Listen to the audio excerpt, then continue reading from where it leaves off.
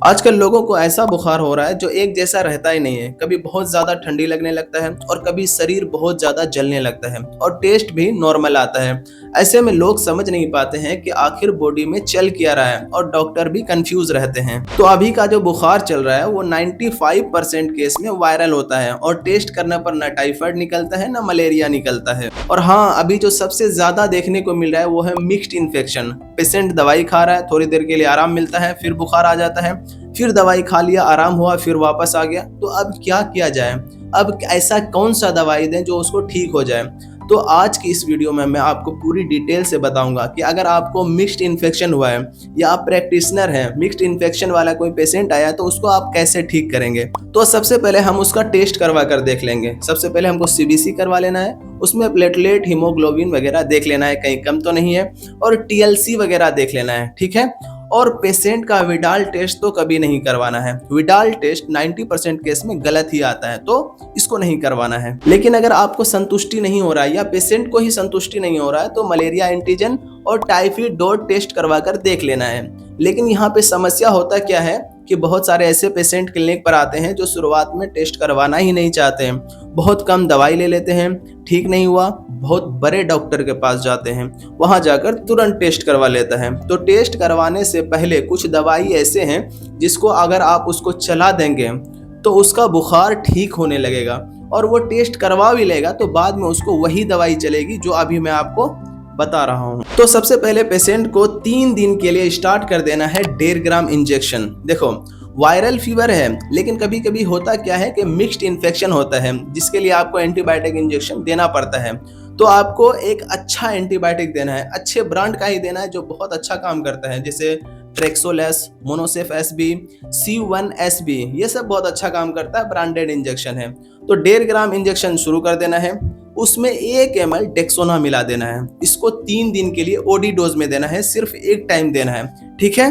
फिर उसके बाद पेशेंट को एजिथ्रोमाइसिन 500 mg चला देना है। इससे क्या होगा कि ईएनटी में भी अच्छा काम कर जाता है। और अभी जितने भी पेशेंट आते हैं, तो मैंने बोला ना कि मिक्स्ड इन्फेक्शन होता है जिसमें सर्दी, खांसी, बुखार भी रहता है, तो एजिथ्रोमाइसिन सर्दी खांसी में भी अच्छा काम कर जाएगा। तो 1.5 ग्राम इंजेक्शन एक बार दे देना है और एजिथ्रोमाइसिन टैबलेट को एक टाइम दे देना है किसी भी समय। फिर इसके बाद जो सर्दी खांसी हो रहा है उसके एलर्जी को कंट्रोल करने के लिए मोन्टिना एल टैबलेट दे देना है। सिर्फ रात का रात एक टैबलेट खाना है, वो एलर्जी को कंट्रोल करेगा। और उसके बाद डोलो 650 यानी पैरासीटामोल को 3 टाइम दे देना है, सुबह, दोपहर, रात, ठीक है। और अगर उसको खांसी है तो खांसी में एक सिरप आता है जेटेक्स जो बहुत अच्छा काम करता है, जिसमें डेक्स्ट्रोमेथर्फोन हाइड्रोब्रोमाइड होता है, क्लोरफेनिरामाइन मेलेट होता है, जो डॉक्टर रेड्डी की आती है, बहुत अच्छा काम करता है। तो इस सिरप को 10 ml 3 बार दे देना है, सुबह, दोपहर और रात। और सिरप पीने के बाद आधा घंटा तक पानी नहीं पिएगा। और इतने सारे दवाई देने के बाद उसको नॉर्मली गैस बन सकता है, जिसके लिए आप एक और दवाई उसको देंगे, पेंटोप DSR, अच्छे ब्रांड का ही देना है जो बहुत अच्छा काम करता है। फिर इसके बाद एक और चीज आपको ध्यान रखना है कि जिस भी आदमी को बुखार होता है उसको कमजोरी बहुत ज्यादा होता है। कितना भी मजबूत आदमी है लेकिन बुखार उसको अंदर से कमजोर कर देता है, उसका इम्यूनिटी कमजोर कर देता है। अगर उस पेशेंट का इम्यूनिटी मजबूत होगा तो पेशेंट जल्दी रिकवर करेगा। अगर पेशेंट का इम्यूनिटी कमजोर होगा तो जितना जल्दी रिकवर इम्यूनिटी के साथ होना चाहिए उतना जल्दी नहीं होगा। तो उसके लिए मार्केट में एक सिरप आता है A to Z जिसमें मल्टीविटामिन वगैरह रहता है। तो इस सिरप को 10 ml दिन में 2 बार देना है।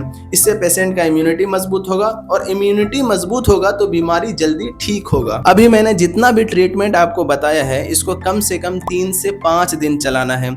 और अगर 3 से 5 दिन के अंदर भी पेशेंट ठीक नहीं हुआ तब उसका टेस्ट करवाना है। कौन सा टेस्ट? सीबीसी करवाना है, उसके बाद मलेरिया एंटीजन कराना है, और साथ में टाइफाइड डॉट टेस्ट करवाना है। और टेस्ट के हिसाब से जो भी निकलता है उसका ट्रीटमेंट चलेगा। अगर टाइफाइड निकलता है तो 1.5 ग्राम का इंजेक्शन तो चल ही रहा है, वो चलता रहेगा। उसमें जो डेक्सोना 1 ml की जगह है तो उसको आधा ml दे देना है। और अगर प्लेटलेट कम है तो एक बहुत मेरा फेवरेट मेडिसिन है केरीपिल, इसको एक एक टैबलेट 3 टाइम दे देना है, इससे प्लेटलेट थोड़ा सा बढ़ जाएगा। बस इतना ही इलाज करना है। अगर उसको मलेरिया निकलता है तो मलेरिया का ट्रीटमेंट करना है, और टाइफाइड निकलता है तो टाइफाइड का ट्रीटमेंट करना है। प्लेटलेट वगैरह कम है उसके लिए एक बेहतरीन मेडिसिन है केरीपिल, इसको एक एक टैबलेट 3 टाइम देना है। हीमोग्लोबिन कम है तो उसके लिए टैबलेट या सिरप आता है जो आप अपने हिसाब से दे सकते हैं, ठीक है। अगर आपको ये वीडियो अच्छा लगा हो, नॉलेजेबल लगा हो, तो इसको अपने दोस्तों के साथ शेयर करें, अपने फैमिली में शेयर करें। अगर आपका कोई प्रैक्टिशनर दोस्त है उसके साथ शेयर करें। अगर कोई सवाल हो तो आप कमेंट बॉक्स में पूछ सकते हैं। और एक ज़रूरी बात, मैं आपके लिए बहुत मेहनत करता हूँ, तो आप एक सब्सक्राइब तो ज़रूर करके जाएं, ठीक है। Thanks for watching my video. और कोई भी दवाई अपने से इस्तेमाल नहीं करना है। बहुत सारे ऐसे कंडीशन होते हैं जिसमें दवाइयाँ बदल जाती हैं, इसलिए हमेशा डॉक्टर का सलाह लेना है, वरना आप खुद ही इसके जिम्मेदार होंगे।